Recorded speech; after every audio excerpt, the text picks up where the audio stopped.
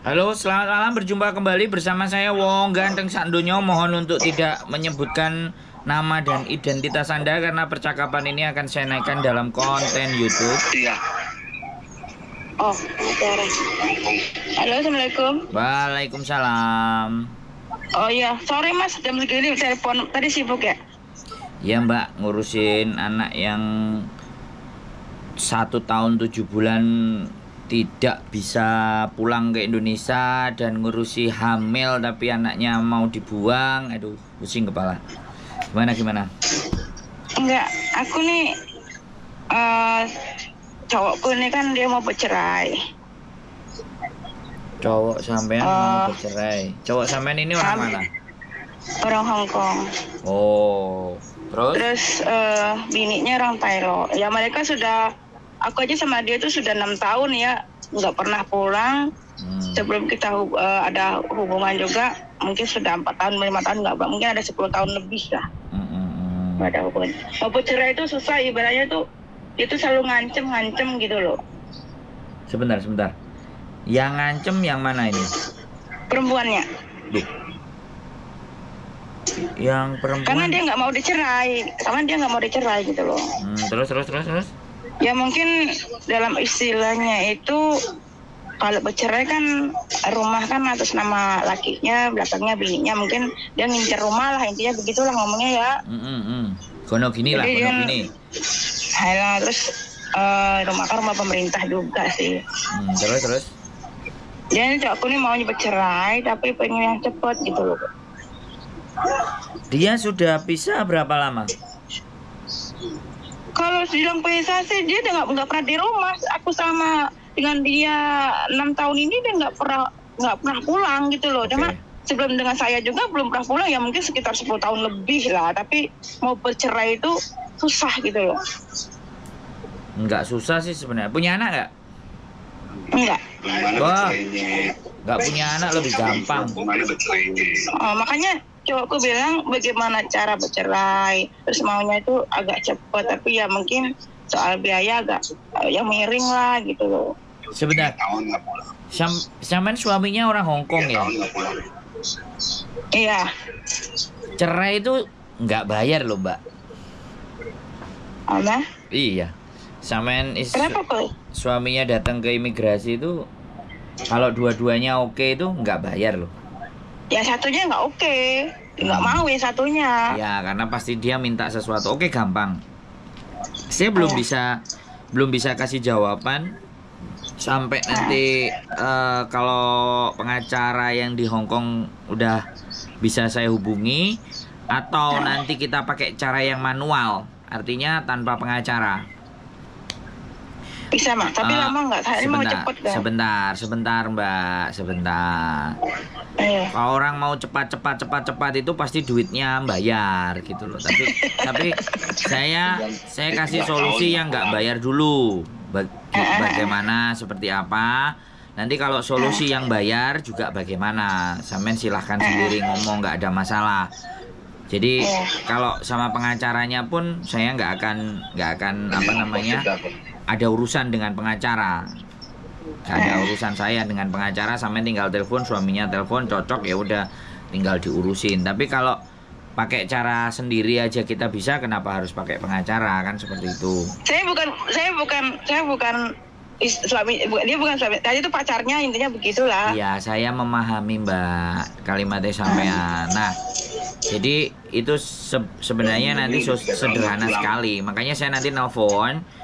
Kalau sudah informasinya akurat, kalau ternyata cara murahnya bagaimana, cara mahalnya juga bagaimana, kan enak. Kan saya mesti tanya dulu sama pengacaranya sana, apakah dia bisa ngurusin dengan statusnya nggak punya anak. Karena menurut saya nggak punya anak itu sederhana sekali bercerainya. Nggak ada tuntutan apapun gitu loh. Jadi tinggal sampean jelasin aja sama dia. Nah, pertanyaan saya itu aja, nanti so simple karena kita bahasnya adalah suaminya sampean, bukan sampean kan. Nanti gampang, nanti yang penting urusannya sama suami selesai dulu baru. Iya, udah itu aku mau ngomong tentang saya sendiri ya. Boleh. Kemarin kan saya itu di Hong Kong tuh udah 2007 ya. sampai sekarang lah. Nah, terus ya mungkin ada kemarin mungkin bukan rezeki saya atau gimana, tiba-tiba majikan itu ya mungkin dengan agent juga kong kali kong. Ya intinya aku sekarang nih ya dibilang kaburan ya gimana gitu loh Mas. Hidup di luar. Saya hidup di luar. Tapi nah kemarin terus lanjut. Nah kemarin saya tuh ketangkep pas lagi jalan, ketangkep gitu loh. Terus? Tadinya saya nggak tahu kalau polisi itu nggak ngomong, nggak periksa, saya nggak tahu ya. Siap. Saya tuh dari bulan 2 sampai sekarang gitu. Terus saya ketangkep, dia tanyain saya, diperiksa itu. Cuma saya dengar, oh dia masih ada 1 tahun izin tinggal, dia bilang kayak gitu. Terus? Kan semua tas saya itu diperiksa gitu. Terus dia tanya, KTP kamu mana? Saya bilang nggak ada KTP, apa gitu. Ya udah, kamu apa ya? Saya ada paspor, terus diperiksa. Terus polisinya kan ada 6 orang tuh. Di taman diperiksa, oh dia masih ada izin tinggal. Terus kenapa kamu kamu dulu di sini ngapain? Saya bilang dulu kerja. Sekarang kamu mau nggak ada rencana mau itu cari majikan? Nggak gitu. Saya bilang ada, soalnya ini jangan sampai kamu kadaluarsa lah, ini ya begitu. Kamu masih ada 1 tahun. Saya pikir tadinya saya mau dibawa ya, ternyata saya dilepasin gitu loh Mas. Terus berarti visa masih hidup sampean? Masih hidup 1 tahun. Saya kalau bukan ditangkap polisi kemarin saya nggak tahu. Berarti majikan sampean belum mutus kontrak sampean loh? Iya belum. Waduh, kenapa sampean sampean nggak balik ke majikan? Tadinya kan gini loh Mas, saya kan diambil sama dia itu, dia kan punya pembantu 2, terus saya jaga emaknya, dia sendiri 1. Nah saya ini kan jaga kakek sama nenek, cuma orangnya itu tidak mau pengertian, yang dijaga ini kan lumpuh ya. Maksud saya itu minta pengertiannya, soalnya kalau dulu jam 5 itu saya sudah di Pungyun lah olahraga itu ya. Entah hujan petir, entah apa, itu jam 5 saya sudah ajak kakek ke ini. Nah, tapi karena kakeknya sekarang ini ibaratnya sudah nggak memungkinkan, harus dibopong, harus di apa gitu kan. Jadi saya sendiri kurang tidur, saya ngomong. Biasanya jam 6 itu nenekku pergi Yamcha. Jadi aku 6:30 itu harus pulang dari olahraga itu aku harus masakin buat kakek, ganti celananya atau apa.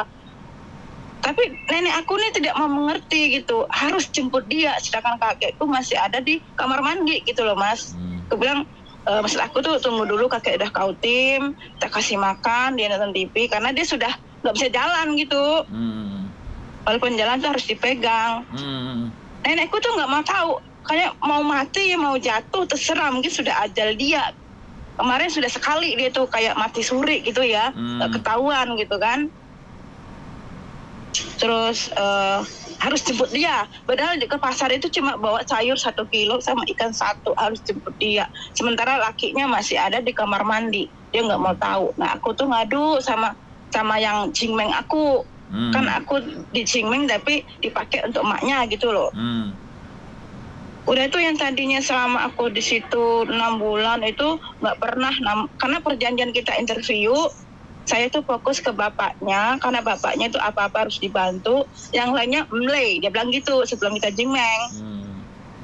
Tapi setelah saya Cingmeng, ternyata sudah 6 bulan kerja, udah lain, entah cucunya, entah siapa, seminggu tuh terus gitu ya, bergantian makan malam, makan bareng-bareng. Sedangkan malam saya tuh kurang tidur, harus bangun ganti pampers, kadang kakek itu dengar teriak-teriak gitu loh. Oke. Terus aku ngomong begitu, ya nggak tahu kemarin tuh saya ngadu begitu. Kalau majikanku sih orangnya baik, dia apa-apa tuh minta solusi sama saudaranya nomor 2. Terus dia tanya saya, katanya ya kita pernah ada cekcok lah gitu ya. Saya minta kayak gitu, kayak itu gimana dia nggak ini gitu kan. Ternyata saya cekcok itu direkam sama dia. Pas majikan saya lagi pulang dari Loihang, jam 2 itu saya lagi antar kakek olahraga, itu saya disuruh pulang, suruh nidurkan kakek ya. Terus dia bilang, Cece, aku minta maaf, aku sudah nggak pakai kamu lagi, bilang gitu kan. karena mau dijaga sendiri gitu loh Mas. Aku bilang kalau emang begitu ya udah saya kasih saya itu surat keterangan baik biar saya cari majikan lagi. Terus yang lucunya tuh agen saya itu nggak ngasih tahu saya kalau saya itu disuruh cat iya gitu loh. Nah udah itu kan sebentar ini kamu tanda tangan, kamu cepatlah cat iya, bilang hari ini kamu keluar katanya kan. Tanda tangan, aku bilang ini tanda tangan apa? Ini kan tiket, terus ini totalan gaji kamu, terus apa satu lagi tuh apa gitu loh. Tapi yang saya lihat itu kertas itu kosong. Tapi setelah saya di agent, ternyata situ ada pernyataan kalau saya yang notis majikan. Oke. Nah udah itu kan saya minta sama agent mana surat keterangan ini. Dia bilang tuh bosnya katanya sudah kautin sama saya agent. Sedangkan agent tidak ngasih tahu saya. Pas sampai di agent saya sudah datang ke agent, ternyata surat majikan itu nggak ada. Jadi tadinya itu saya tuh mau cari majikan lagi nggak bisa karena nggak ada surat dari majikan gitu loh. Oke. Nah makanya, kemarin pas saya ketangkep polisi itu ternyata masih bisa ada 1 tahun tinggal di Hongkong. Saya itu mau ngejar ini kalau emang dia bisa cepet bercerai, terus saya itu mau masuk gitu loh. Sebentar, oke. Semen sudah selesai ngomongnya? Udah. Semen, menurut saya, Semen selesaikan dulu urusan dengan majikan.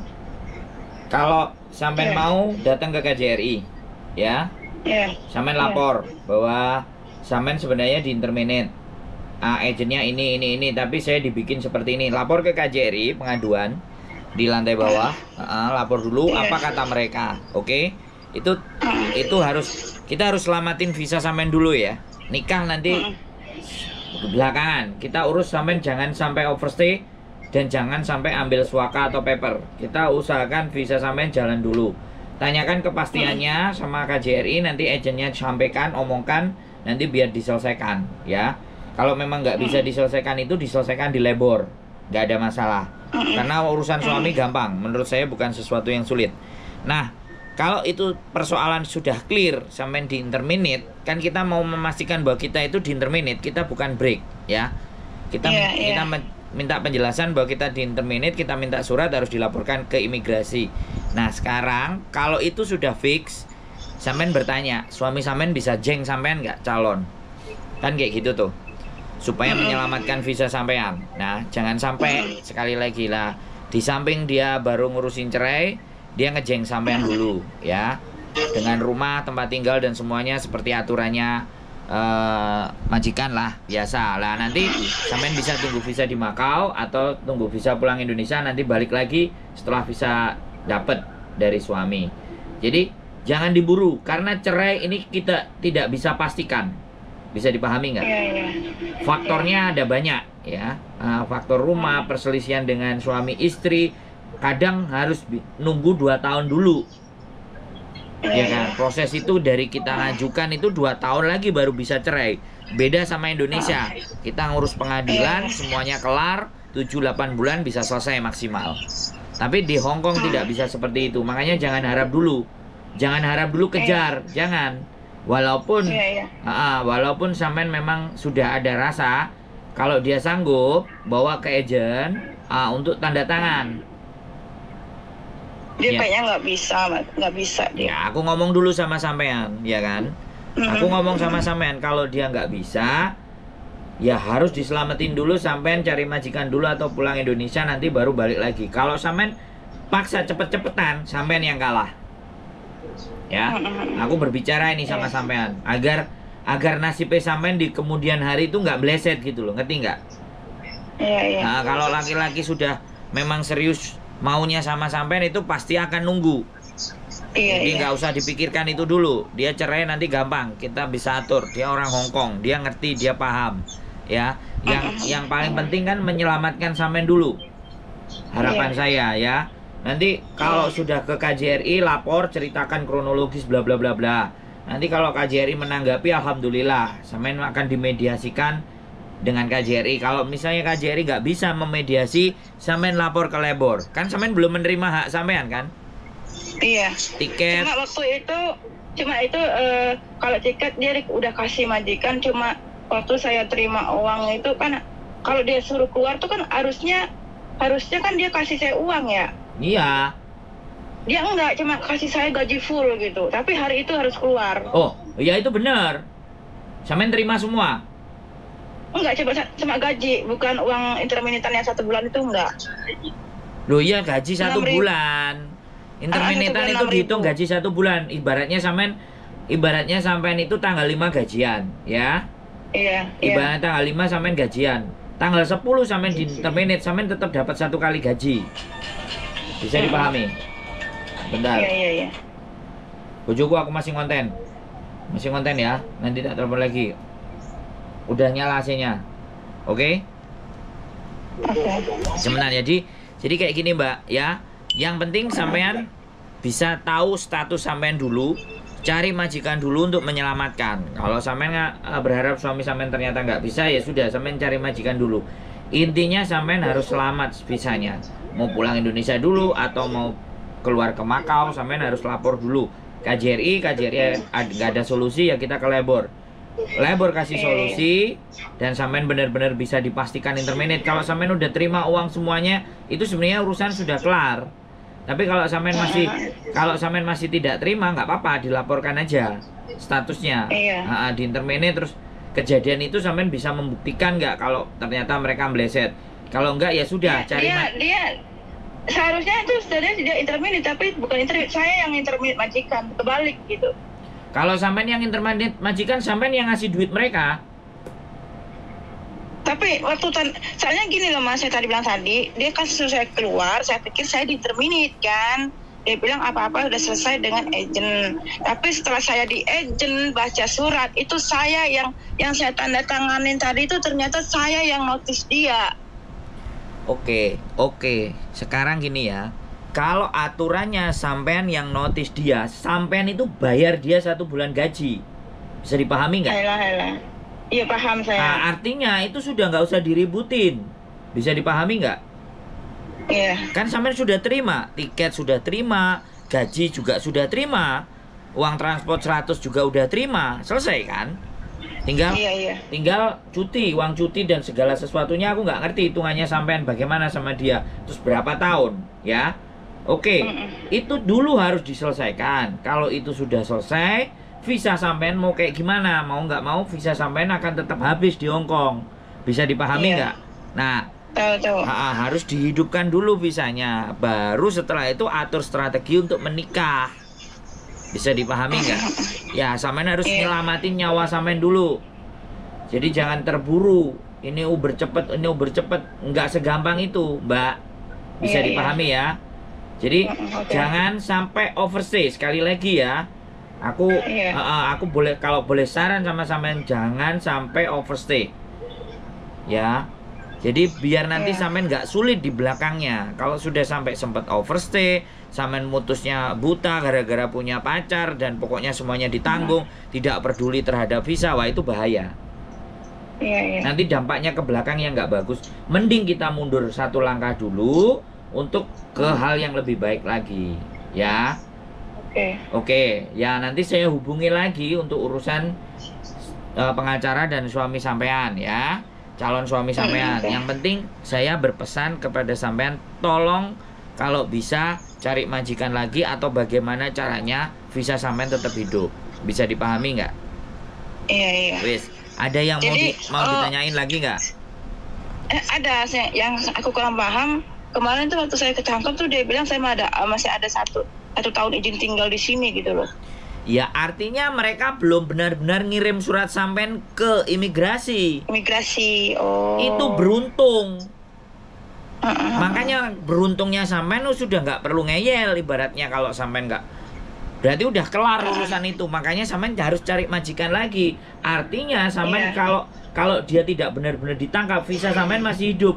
Tapi bukan berarti visa sampean hidup terus sampean lalai. Bisa dipahami nggak? Iya. Karena hubungan kerja sampean dengan majikan itu udah selesai. Tahu-tahu dia nggak ngirim ke imigrasi, tahu-tahu sampean overstay, ketangkep lagi di penjara, kan repot sampean. Bisa dipahami nggak? Iya. Iya, iya. Ya, jadi kita nggak bisa nyepelein visa ya, sekali lagi.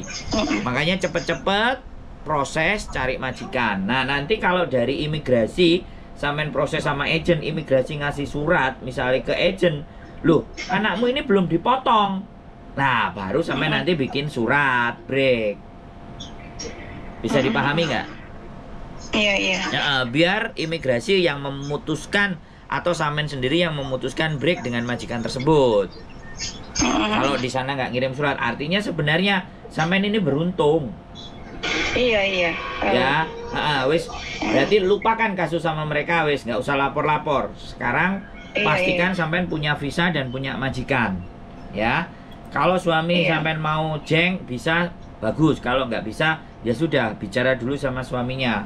Ya, kalau dia kerja, dia bener, dia ada gaji bulanan, dia ada halaman rumah, saya rasa kok bukan nggak bisa, pasti bisa. Bukan, dia soalnya gini, dia sudah nggak kerja, terus emang dia dari apa-apa itu semua dari pemerintah gitu. Kalau kita tuh apa, kayak di miskin gitu loh. Iya, kan dia bisa cari kerjaan toh Mbak, ya kan. Kalau dia bisa cari kerjaan, maka semuanya itu bisa diatur. Mohon maaf sekali lagi, saya mohon maaf ya. Cinta, sekali lagi, cinta itu semua orang berhak merasakannya.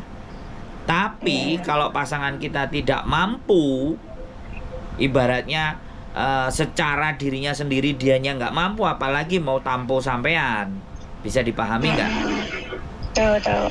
Sampean harus juga berpikir, jangan sampai buta. Sekali lagi, cintanya jangan buta, dan jangan dianggap semua orang Hong Kong itu pasti bisa ngasih kita KTP.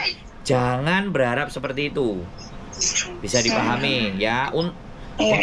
Untung sampean bisa telepon. Jadi aku ngomong, setidaknya sebelum sampai nanti tergelincir, saya sudah pernah ngomong. Ya kan kayak gitu.